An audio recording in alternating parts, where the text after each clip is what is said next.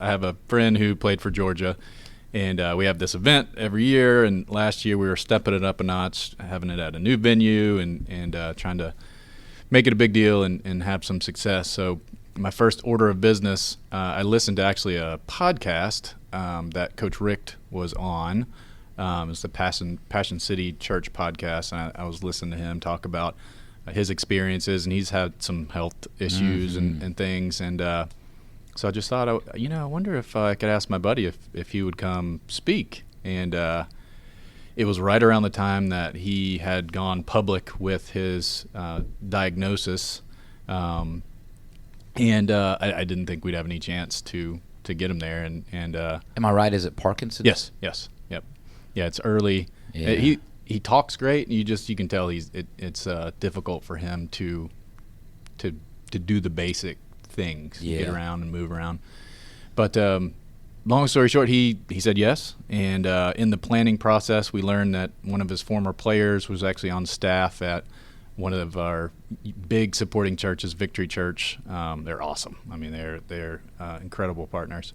But so we had this thought that maybe during our interview with him, that we would bring the player's name's Trey Battle. We'd bring Trey up and have him talk about his relationship with Coach. And we learned through that process that Trey, he was an NFL player, amazing human being, eloquent, incredible community servant, incredible person. But after his time in the NFL, he had gone back to school at Georgia, and he had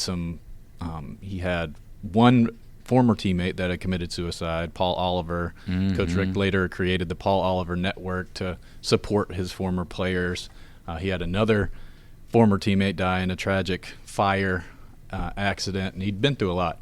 And so he called Coach Richt from a bridge, and he was going to commit suicide. And he called Coach, was the first person he thought of.